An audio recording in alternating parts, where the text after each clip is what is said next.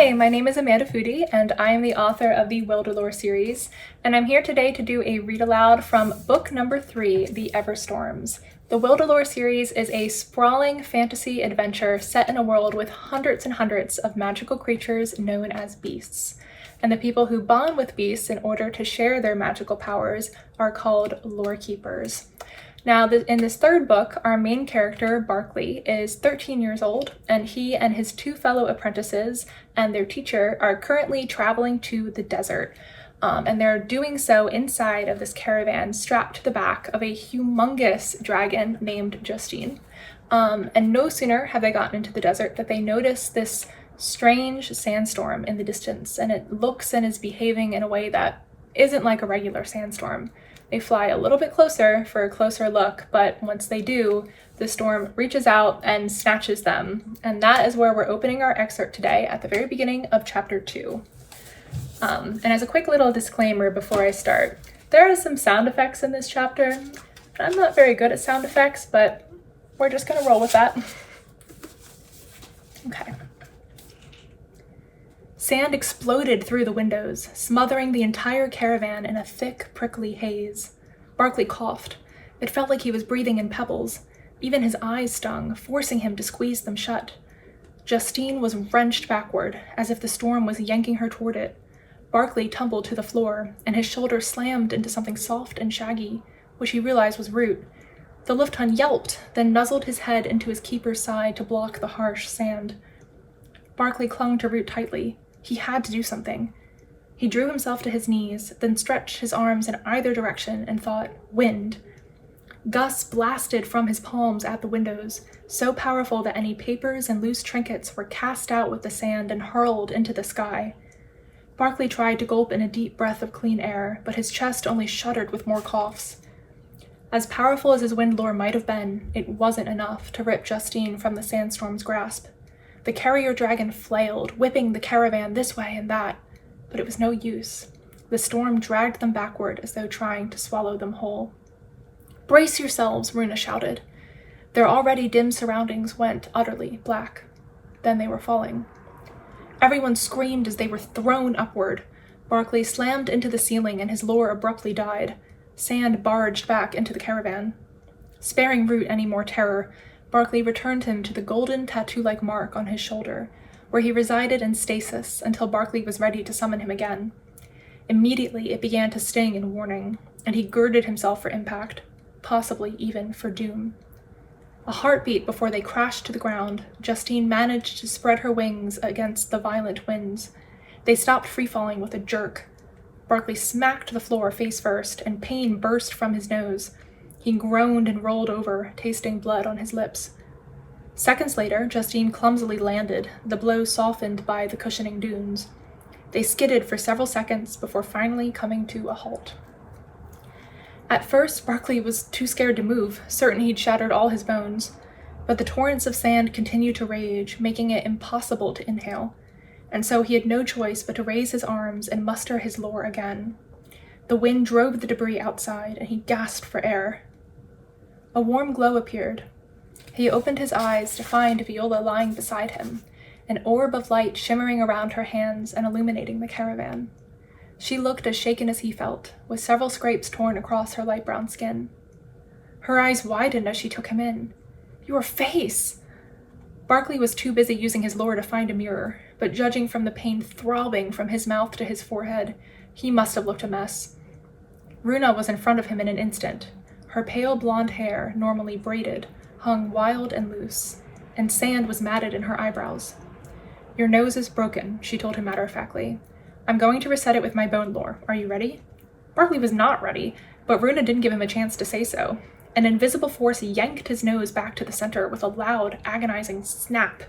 Barclay screamed, and his wind lore stuttered, but after a few strangled breaths, the pain lessened and he regained his focus.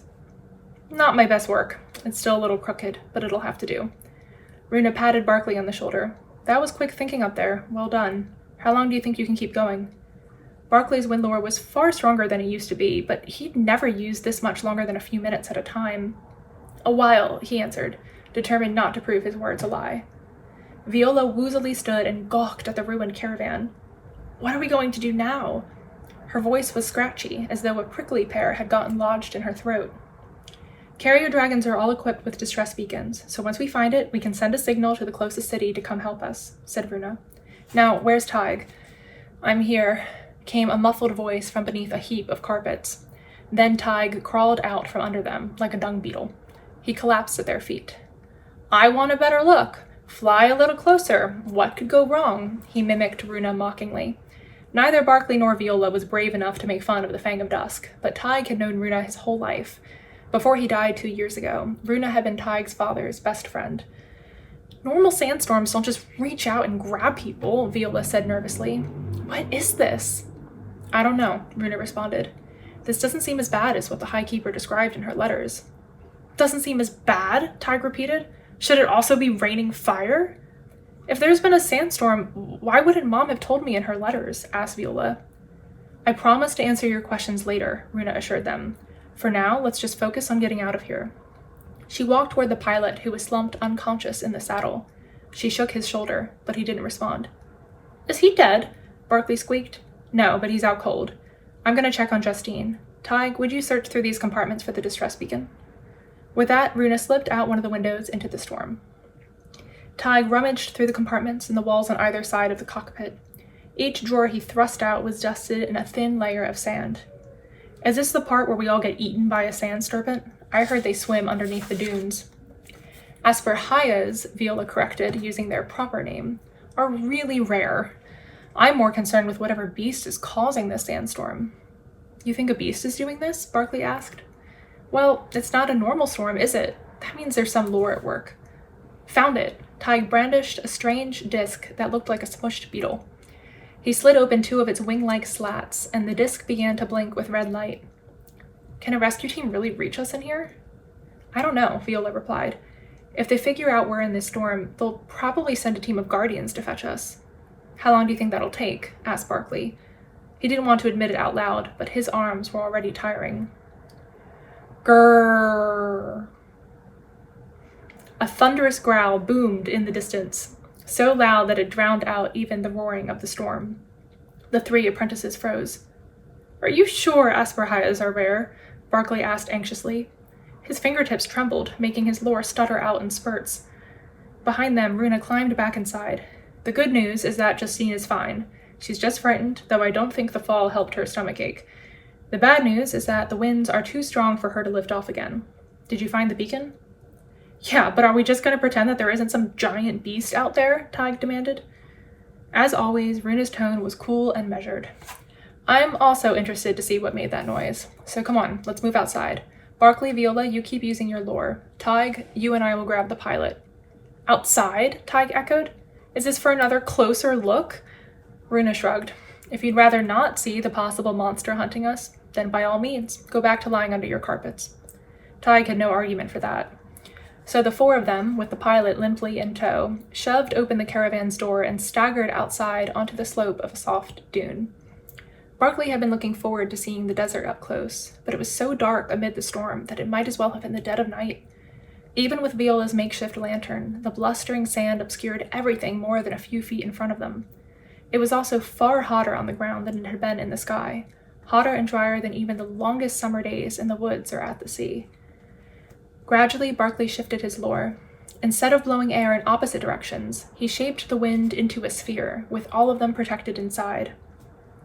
The group walked along Justine's long red neck until they reached her head, which she'd half buried within the sand. Barclay widened his sphere to cover her face as well, and her green eyes gratefully met his own. Your control is improving, Runa told him, as though this was merely any other lesson, and they weren't stranded in the center of a gigantic, terrifying dust storm. Thanks, Barclay managed. Beads of sweat dribbled down his temples. Grrr! At that, one of Runa's 2 beasts, Goth, appeared at her side. Goth was a hadis, a large snake made only of skeleton. He slithered up his keeper's back, and his bones rearranged themselves with eerie clicks until they bracketed Runa's upper body like armor.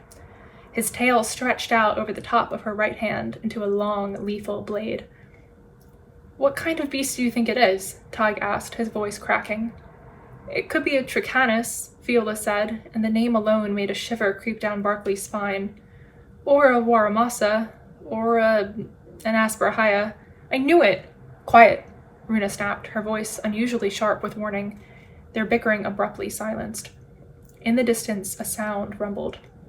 It reminded Barclay of an earthquake, and he immediately thought of Audrey and Keys, whose stone lore had been powerful enough to shake the entire Isle of Munsey at the sea. Barclay didn't know who he'd prefer to face, a genuine monster, or the man who'd nearly destroyed an entire wilderland to get what he wanted. Runa must have been thinking the same thing, because for the first time, her expression betrayed a hint of fear. She dropped into a fighting stance. Beside her, sparks of electric lore sizzled at Tig's fingertips. Is it going to attack? Tig started, but was cut off when something screeched overhead. 3 figures soared above them, and even from afar, Barclay could tell from the spindly shape of their wings that they were dragons. As they shot downward, the lashing against Barclay's sphere began to ease. The gales still blew as fast as ever, but the sand froze, floating in midair as though ignoring the wind entirely. Then, all at once, the sand hardened into a dome, wide enough to shield them and Justine. The rescue party had arrived. Okay, that's it for my excerpt. Thank you so much for watching and following along, and I am sorry for my questionable sound effects. If you would like to learn more, you can find all of my books at amandafoody.com or follow me on Instagram at Amanda Foody. Thank you!